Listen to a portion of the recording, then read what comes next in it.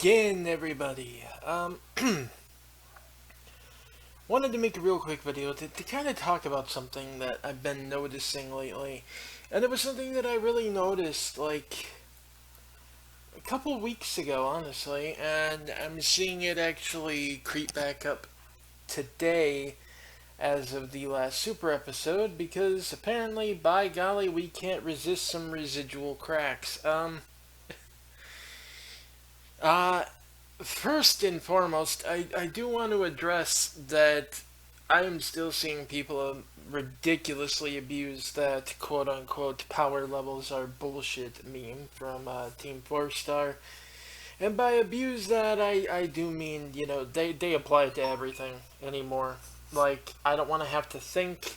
I don't want to have to, acknowledge that this makes sense. I don't want to do that. I just want to, complain. Basically, they are using it now to even, well, in significantly smaller numbers. And this is going to tie into the point going forward.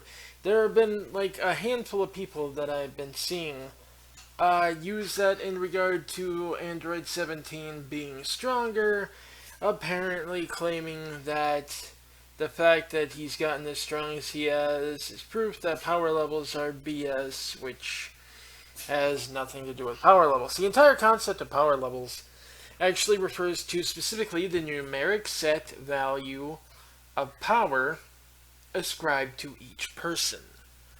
Now, the reason that was bull in terms of the people from Earth is because of how they could hide their power, how they could focus their power, how they could bring more out or hold more in as needed, their control over it. Which is also why it doesn't make sense that people then complain about power scaling. I mean, when you take a look at Goku when he first got back to Earth and he has GT, if he could teach Gohan, train with Gohan for those 3 years. He stayed gone that whole time to try to get a grip on his power, and by the time, he got back and he just pats her on the back, he still sends her through a wall. He still doesn't have complete control over it yet, which was something he was trying to master. And, she does relent, but then later on, you see Goku, like, actually able to, you know, come out as a Super Saiyan, not burn a single bit of energy hardly, interact with friends and family, open doors, and, well, not to be too crude, but actually have sex with his wife, and, they have a kid. It's, not rocket science. He's obviously learned how to control his power and put as much or as little into whatever he's doing as he needs. This is something that Goku has learned how to do, and it's something that he has clearly learned how to do with the Super Saiyan Blue form, but people still act like whenever he transforms, he has a set level of power that no mortal can even begin to scratch or touch or anything. He should kill them by accidentally touching them. And it's ridiculous. It really is. Um, but that's not why we're here. Why we're here, though, is that while a handful of people did this today, a significantly larger number of people did this 2 weeks ago. Specifically, well, specifically, when, not even a week ago, mind you, when Majin Buu managed to ring out Goku. Not once did they complain about him being able to do that after Goku had gotten X amount much stronger. No, but when Krillin did this, alright? Boo doing this within a couple hours of training, that's apparently feasible. Android 17 having a full, oh my gosh, what is it by now? 7, 8, almost 10 years to do that, assuming he was never idle. That's maybe pushing it, but nah, we're not gonna press that. But Krillin having time to train, Krillin going through something where we kind of see him get stronger, or presumably so, in the woods, that is apparently where we're drawing the line. And that's kind of what I want to talk about. Namely, that it seems whenever he does something, this fan base reacts to it with a very strong negative reaction. Now in Japan, not so much. But over here in the West, for some reason, whenever he does anything other than, get hit once and quote unquote die XD, people throw a fit. People get mad. He should not be able to do that. This is ridiculous. He shouldn't be yada yada yada, etc. He's pathetic, etc., etc. Someone actually went so far on YouTube as to throw a fit to the point where they actually went on about how this was BS and that the only possible way Krillin can be of any use in the Tournament of Power is getting himself killed so someone strong gets disqualified. It's really getting to that level of toxicity and venom in this fandom. And it's been this way for a long time. See, this is the thing. I know a lot of people do like to, blame Team 4-Star, and I'm not going to lie, Team 4-Star with that Krillin owned count thing, especially the way in the Frieza saga they started really exaggerating it to the point where if he so much as got hit, they added to the owned count. They invented reasons to add to the owned count by throwing in things that didn't actually happen in the series, but we're going to add it to the owned count. That kind of thing. And that did contribute to it. It did reinforce it. But this was a meme in the fandom before they even got popular. Before they even got to the level of popularity that they currently enjoy. This was something that people seemed to genuinely believe, even as far back as like 2003, 2004, and that's that he was useless, he was worthless, he looked funny and therefore had to be weak. There were people saying that he was no different from Oolong and that he was supposed to be a comic relief character and that's it. There were a lot of people who, to this day, actually think that Roshi is stronger than he is still. There are some people who even believe Yamcha is stronger than he is still. I'm not joking. That's a thing that's actually still out there.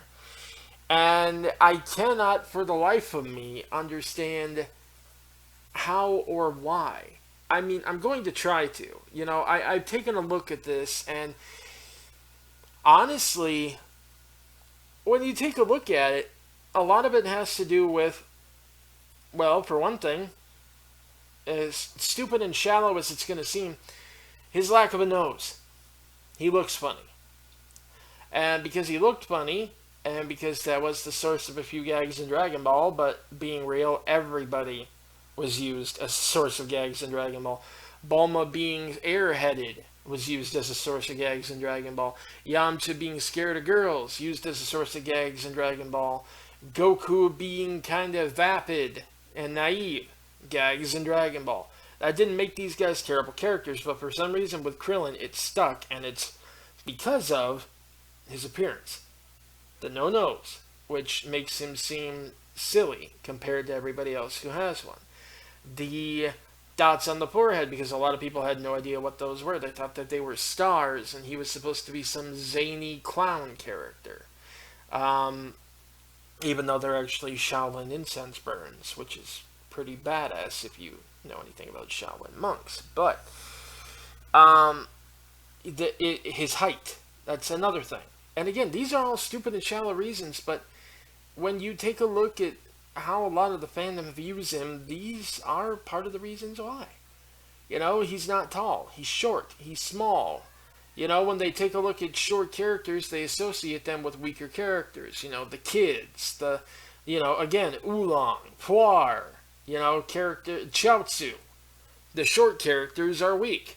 It's these big, burly, muscular men that are strong. And the irony of that is that actually does go against a lot of what Toriyama said. Now, here's the thing. Toriyama does draw things in an exaggerated fashion. Always has. He is at heart a gag manga artist. So even as his art and his series got more serious, that still stayed there. So while Krillin's proportions became less ridiculously exaggerated compared to everybody else, over time, they were still significantly shorter. I mean, for example, Goku and Vegeta are relatively a believable height difference. But when you take a look at Krillin, Krillin's actually less than 4 inches shorter than Vegeta. And yet, doesn't quite look it. Krillin is actually a full 5 feet, a little over 5 feet tall. Vegeta's only about 5'4", Goku's about 5'10". Is Vegeta like 5'4", 5'6", something like that? There's not as big of a height difference as it seems to be. But, again, because of the style, people mistake it, and therefore there's also this assumption that he's a dwarf, he's a midget, he's a little person, he's not a normal person. And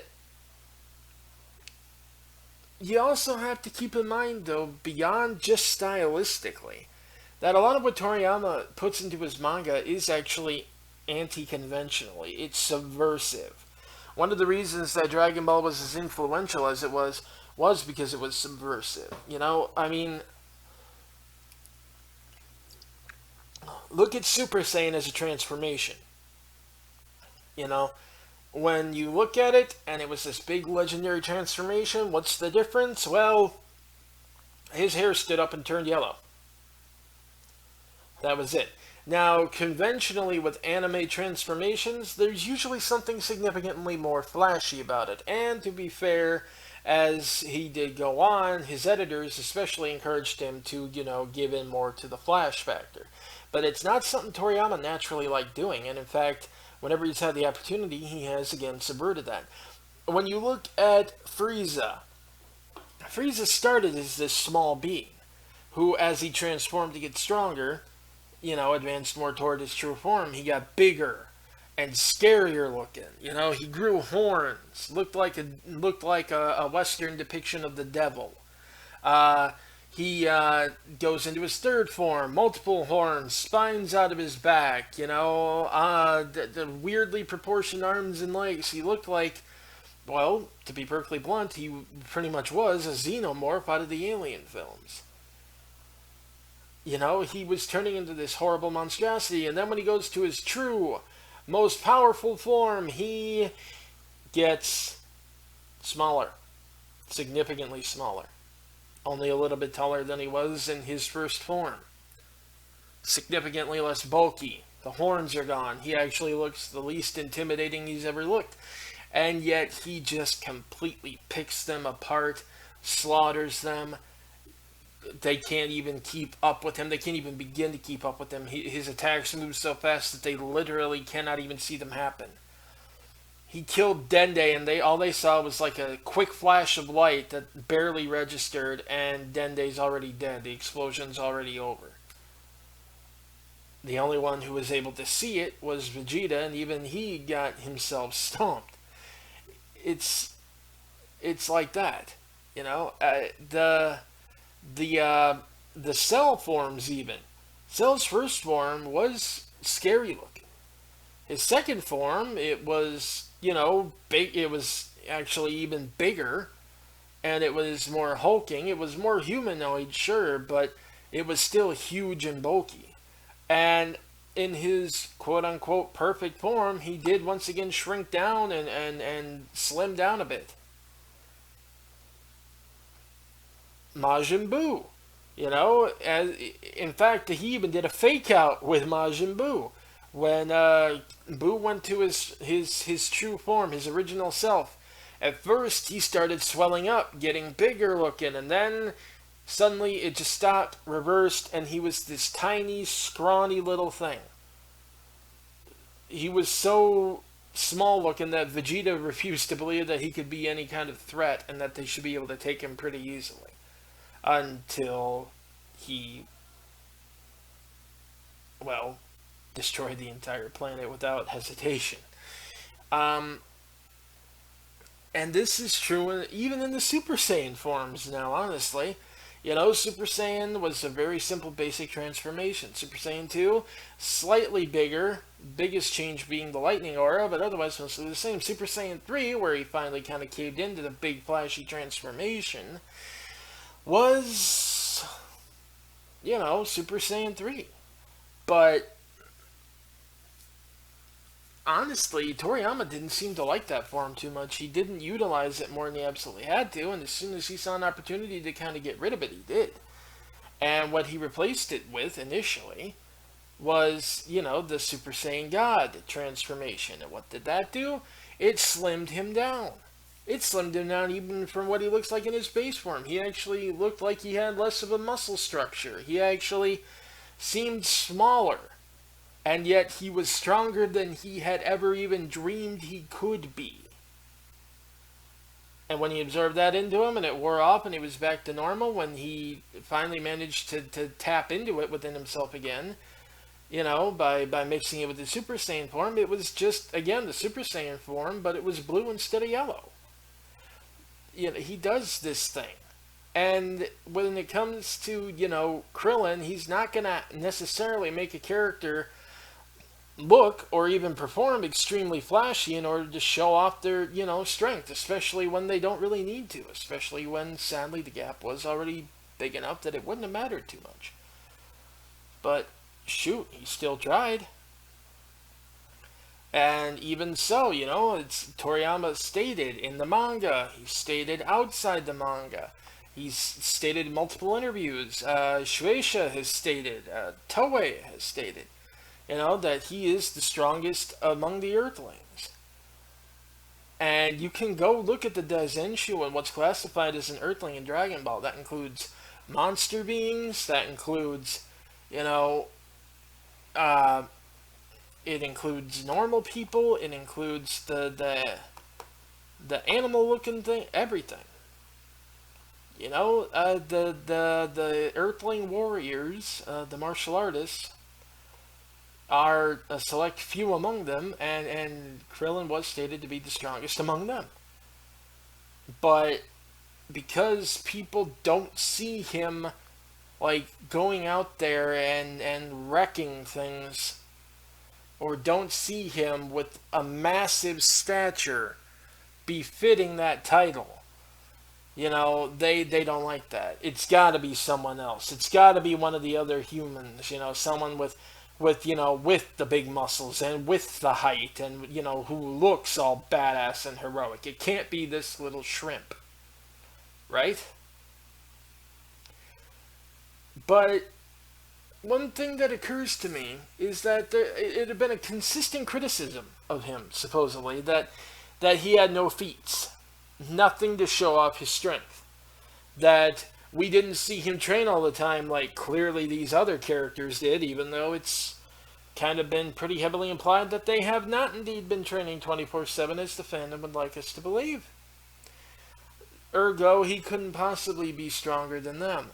He had given up and he was scared of his own shadow now, and it took them talking him into fighting to get him able to fight because he got scared. See, here's where another common misconception comes in. Apparently, people think he was scared of Frieza's soldiers. No. It wasn't the soldiers being there that scared him. I mean, honestly, when he was on Namek, he and Gohan both one-shotted at, Frieza's soldiers. One hit. They were down. It's Frieza being there. And Frieza singling him out again. And Frieza telling people, I will give you your own planet if you kill him and bring me his corpse, basically. Turning it into a game again. That traumatized him, and it would traumatize anyone. Alright? Here's the thing that people don't really think about. And I know that it's kind of impossible to relate to this. It is, because realistically, this can never happen. But just think of the trauma that someone has going through even a near-death experience, okay? The pain, the helplessness, the psychological damage of knowing I almost died today. That can make people fearful of things. People who almost died in a car accident can sometimes have a very hard time getting back in a car again. People who were in plane crashes, oftentimes, at the thought of flying again, they will freeze, they will freak out, they can't do it. Uh, People, who were shot and almost died, or in war zones when they hear even explosions, not even actual gunfire, but like fireworks going off, can give them flashbacks, and PTSD kicks in. And honestly, that is what Krillin had. I know a lot of people don't like to think about that because they think Dragon Ball ain't that deep, but in this particular case, it kind of is. And it's seen multiple times in this show. And you gotta think about how much worse it would be, because he didn't just almost die. He died. He died 3 times. One time trying to protect a Dragon Ball from a monster. One time trying to protect his family, even though he knew he was gonna die there too. Threw himself headlong into a fight he knew he would not survive, to try to buy them time on the off chance that maybe, just maybe, his wife, his daughter, and the people that were with them might get a few seconds more to maybe survive. And he was still willing to die for that. And then you have what happened with Frieza and his experience fighting Frieza. Frieza did not just outright kill him. He first tortured him. Alright, you gotta understand that. The impaling and shooting, the way that he killed him, too, was horrible.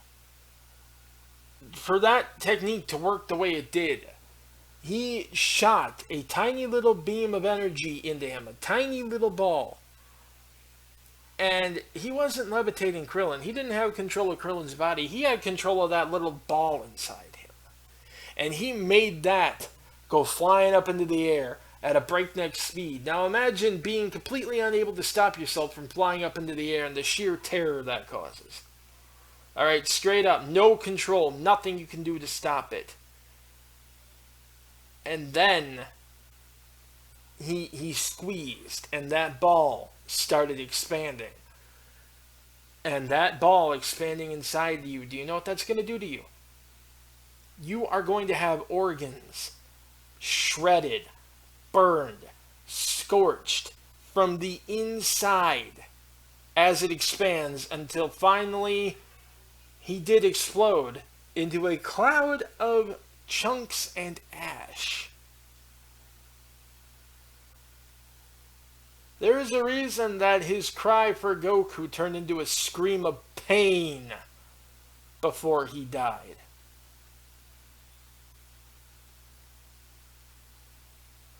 When fighting Frieza, he had never felt quite so helpless. Everything that he tried to do didn't work. He was supposed to keep Gohan safe for Goku. He felt like he had failed. Dende, he took that horn for Dende, tossed that kid out of the path, and took it.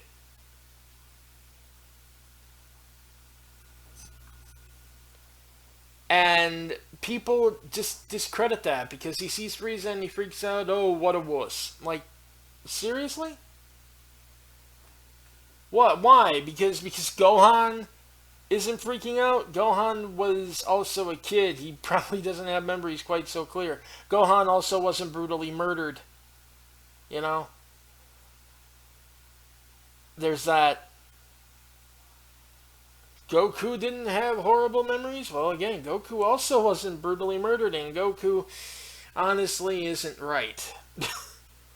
Goku, when he faces a horrifying opponent, he gets excited. It's a fond memory for him, not a horrible one. Not something he wants to forget, not something he wants to purge from his system. He loves it. That's not normal people. That is the Saiyan in him.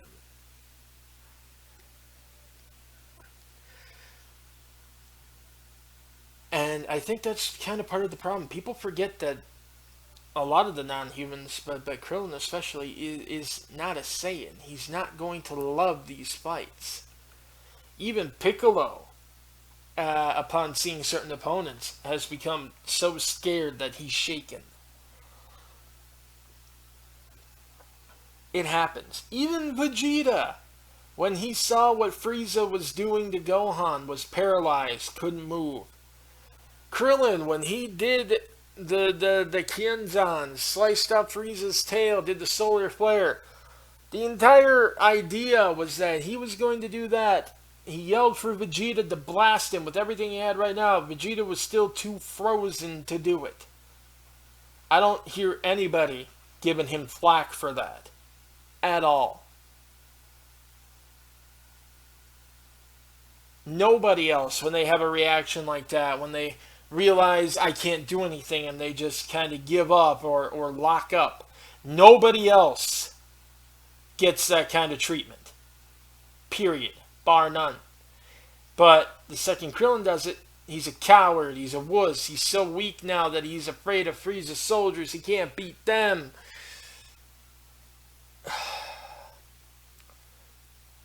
And then we have an entire arc focused on that, dedicated to that, dedicated to the fact that his own fear, his own mental blockage, his own lack of confidence in himself, belief that, well, that most of what the fandom seems to think about him is true, that he is weak, he is worthless. You know, if he does try to fight, he will die.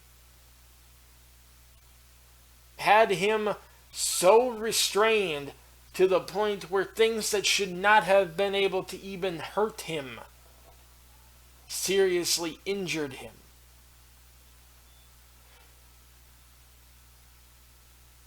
And because his wife shakes him out of his funk and basically snaps him back to reality with a few harsh words, well, right there, apparently it's, proof that he's a complete loser. Even his wife thinks so. That's not true, which you would know if you saw episodes before and after. And heck, even that same episode where she's happy to see him up in training.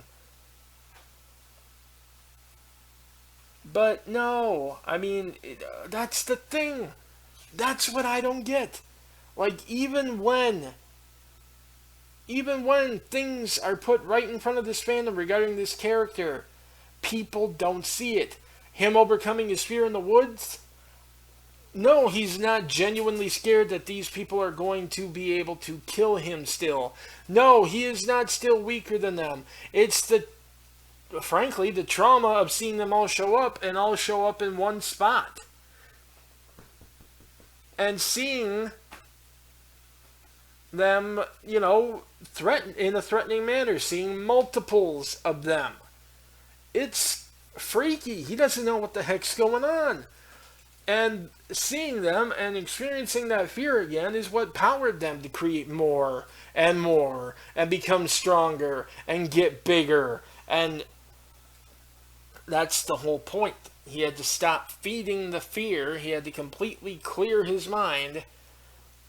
And that was it. I mean, it wasn't even a case of, you have to just fight, stop being scared and fight. That's not enough. To get rid of that block, he had to make peace with himself. He had to clear his mind. He had to clear his mind of self-doubt, fear. He had to basically go zen. And when he was able to do that, when he was able to clear his mind and regain his composure and his self-confidence, then he was able to get stronger. He managed to defeat those visions. He managed to help Goku. They managed to destroy that image of Super Shenron. And from there, he not only removed that block, which is going to allow the strength he had to come back, his aura changed. Okay, there was a physical change in him, and you could see it. Alright, now, if that's not going to allow someone to become stronger, if that's not a sign they have become stronger, I don't know what is. I mean, every other time there's been an aura change, Super Saiyan aura gets lightning. Nobody questions that it's stronger now. Goku's aura goes from yellow to blue. Nobody questions that it's stronger now. Goku's aura goes from blue to blue-red when he uses the Kaioken. Nobody questions that he's stronger now. Like, that's what I don't understand. Gohan, can't even go Super Saiyan, but because his aura becomes different in the Buu saga, well, nobody questions that he's a lot stronger now. Why is that? Why is it that Krillin can have a complete aura change like that, but nobody really thinks that it's a sign that he could have gotten stronger? It's because for some reason we the fandom here have this mental block that cannot process Krillin getting stronger.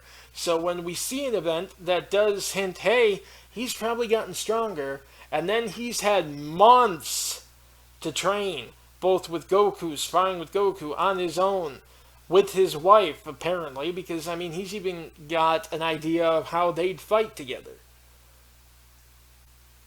They seem to be pretty in sync, too, and they were both ready to take on Goku. It's like he's had time to train. We've seen him come out stronger.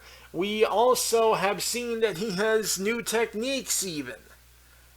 But the idea that he has somehow gotten any stronger, strong enough even to push Goku to use his regular old Super Saiyan form, which is nowhere near Goku's full power, mind you, but just that he was able to push him enough to do that,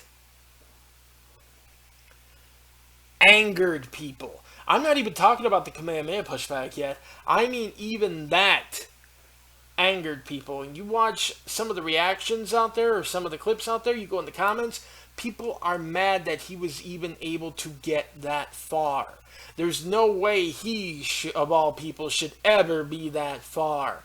If he managed to surpass people like Tien, Piccolo, anyone else you care to name, I'm going to be so pissed because it's the ultimate sign of disrespect to those characters.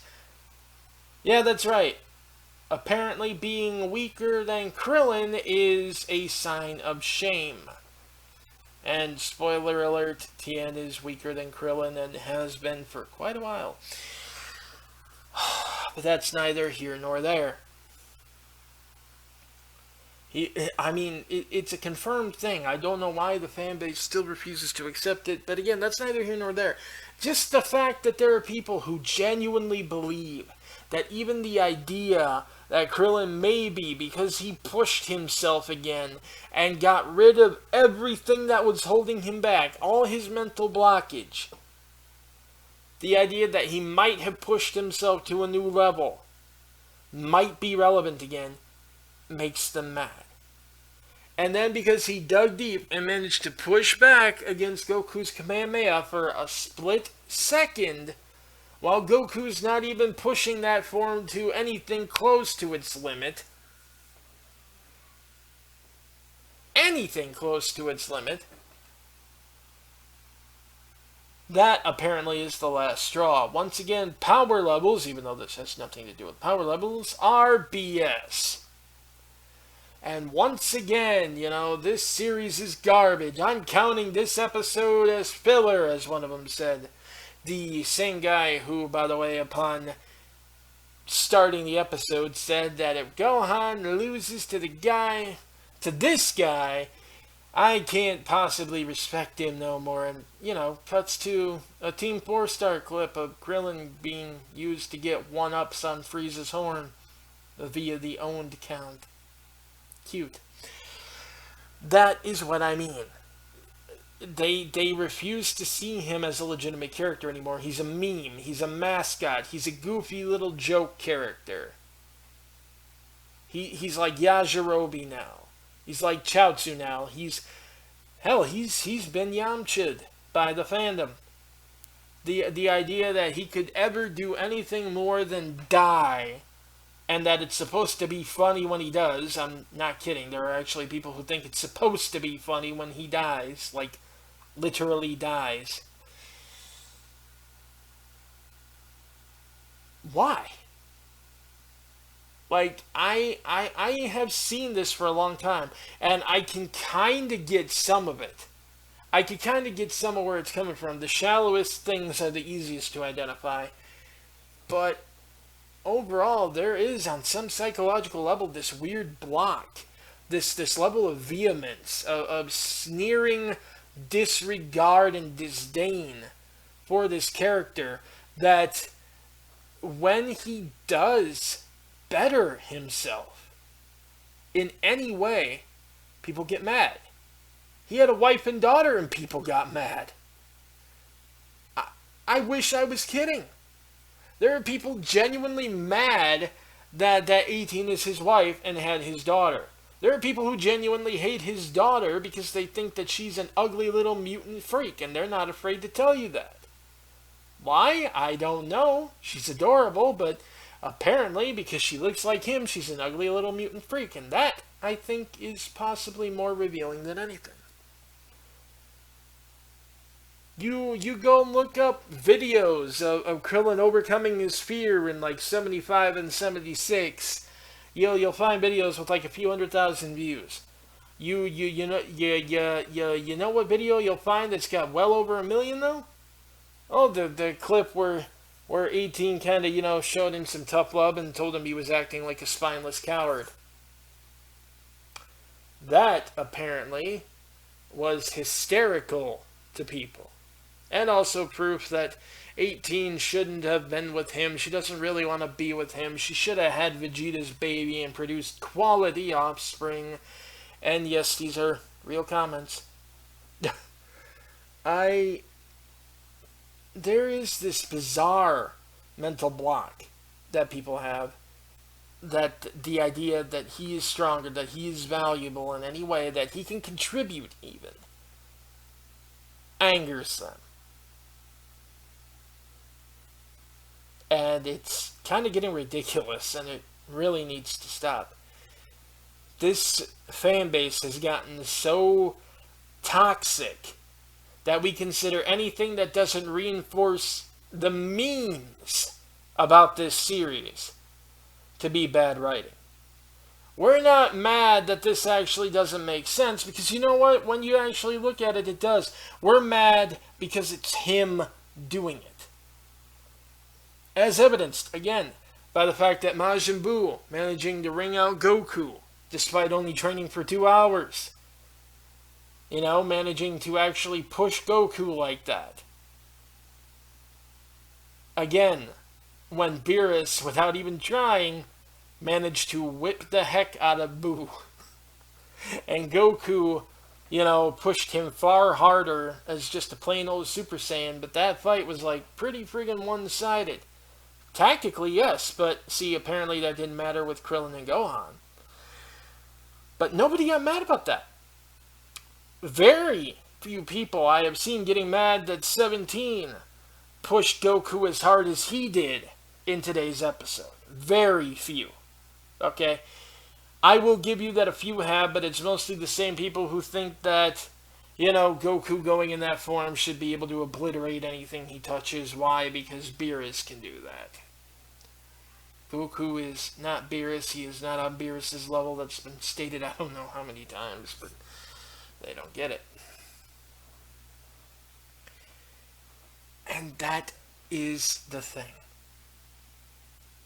Anyone else does it. I guarantee you, if they, in the coming episodes, had Tien actually not only push Goku into Super Saiyan Blue, but beat him there, this fan base not only wouldn't complain, they'd be cheering that action.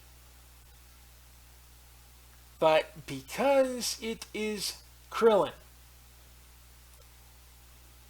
it is a problem. And that, frankly, is childish, ridiculous, and it doesn't make sense. And the fandom really needs to get over their love of an owned count and actually give this character some recognition for stepping up and doing exactly what they kept complaining he needed to do. Okay? Well, at any rate, that'll do it for tonight. I am open to some suggestions. I will have a little bit more free time this week, so if there are things people want me to talk about, let me know. I believe we're going back. I believe I'm going to be back on the podcast either tomorrow night or Tuesday night, depending. Which will probably be more Star Wars focused. So if you want me to talk about anything Star Wars related on there, most of you know where to find me. Shoot me a message. Shoot us a message. I'm probably going to be talking about that over there. But if there's anything else you guys wouldn't mind seeing the video on, I will look into it. If I think it's something that I can talk about, I will do that. At any rate, that's it for tonight, though, and I will catch all you guys later.